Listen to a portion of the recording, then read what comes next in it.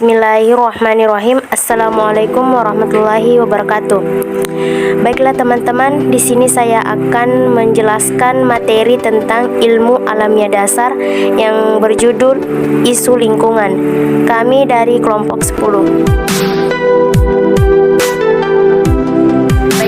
Sebelum kita memasuki poin-poin materi, terlebih dahulu kita harus mengetahui apa itu isu lingkungan. Isu lingkungan adalah dampak negatif dari aktivitas manusia terhadap lingkungan biofisik. Isu lingkungan sebagai isu kontemporer dalam ilmu hubungan internasional ada sejak setelah masa Perang Dunia II. Faktor terpenting dalam permasalahan lingkungan adalah besarnya populasi manusia. Pemanasan global atau global warming adalah adanya proses peningkatan suhu rata-rata atmosfer, laut, dan daratan bumi. Penyebab pemanasan global, yang pertama efek rumah kaca, yang kedua efek umpan balik, yang ketiga variasi matahari, yang keempat peternakan atau konsumsi dagang. Dampak pemanasan global yaitu yang pertama iklim mulai tidak stabil, yang kedua peningkatan permukaan laut, yang ketiga suhu global cenderung meningkat, yang keempat gangguan ekologis. Dampak sosial dan politik, yang pertama perubahan cuaca dan lautan, yang kedua pergeseran ekosistem. Apa yang kita sebut lubang ozon adalah penipisan lapisan ozon di stratosfer atau lapisan atas atmosfer bumi di atas Antartika yang dimulai setiap bulan September.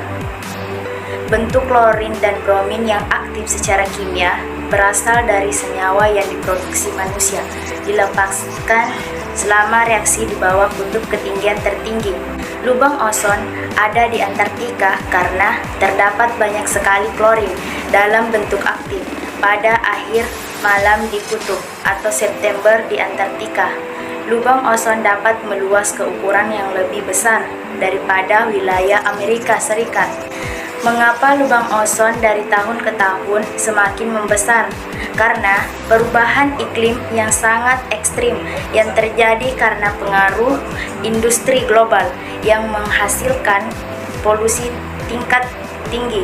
Selain itu, juga masih banyak penggunaan chlorofluorocarbons atau SCFC pada produk-produk rumah tangga turut menjadi penyumbang bolongnya lubang ozon tersebut. Selanjutnya, akibat lubang ozon yaitu efek rumah kaca yang menyebabkan suhu udara di dalam rumah lebih tinggi dibandingkan di luar.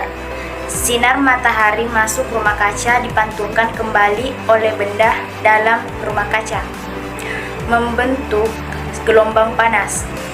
35% radiasi matahari tidak sampai ke permukaan bumi. Sebagian atmosfer memantulkan kembali ke ruang angkasa, disebut albedo bumi.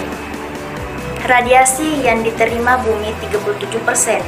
Sebagian memantul, sebagian diserap karena suhu bumi lebih rendah. Dampak dari lubang ozon, plankton menyebabkan penurunan produksi ikan, dan dampak lainnya yaitu merusak protein dan DNA sebagai pembawa sifat-sifat makhluk.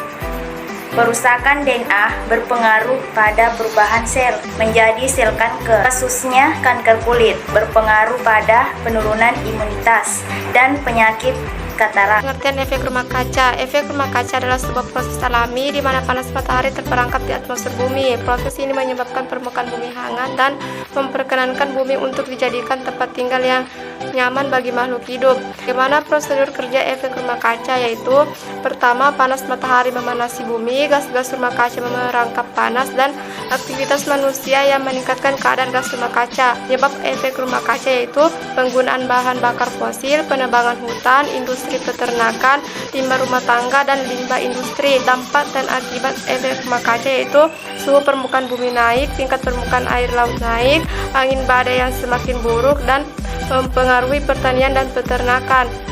Gas-gas yang dianggap penyebab terbesar terjadinya efek rumah kaca yaitu karbon dioksida, metana, nitrogen oksida, dan gas-gas lain. Nah, definisi deposisi asam adalah istilah digunakan untuk menggambarkan apa yang terjadi apabila pencemar yang bersifat asam di atmosfer jatuh atau turun ke permukaan bumi. Definisi ini dikemukakan oleh Pranoto 2002. Deposisi asam dapat dibagi menjadi dua, yaitu deposisi basah dan deposisi kering. Deposisi basah berwujud hujan, kabut, atau salju. Adapun deposisi kering itu berbentuk debu, gas, atau partikel padat lainnya, yang mana hal tersebut tentu saja sudah pasti berdampak buruk bagi lingkungan, yaitu terjadinya kerusakan ekosistem perairan, tanah, vegetasi yang berakibat pada kehidupan manusia dan makhluk hidup lainnya. Posisi asam adalah transboundary pollution, di mana sebaran polutan mencakup lintas negara. Untuk itu, 13 negara Asia Timur membentuk suatu jaringan kerjasama guna menguasai fenomena deposisi asap akibat pencemaran udara yang terjadi di Asia Timur. Jaringan kerjasama tersebut dinamakan dengan East Asia Network for Acid Deposition atau yang dikenal dengan EANET. Adapun 13 negara yang tergabung dalam EANET dapat dilihat pada bagian sini, di mana EANET itu sendiri bertujuan diantaranya bekerja sama dan berbagi informasi untuk mencegah dan mengurangi dampak deposisi asam terhadap lingkungan. Lalu, bagaimana cara kita mencegahnya? Yang bisa kita lakukan adalah kita harus menghemat menggunakan bahan bakar fosil atau bahan bakar minyak dalam kehidupan sehari-hari. Ayo, selamatkan bumi kita. Itulah tadi pemaparan materi isu lingkungan dari kelompok kami, kelompok 10. Sekian dan terima kasih. Wassalamualaikum warahmatullahi wabarakatuh.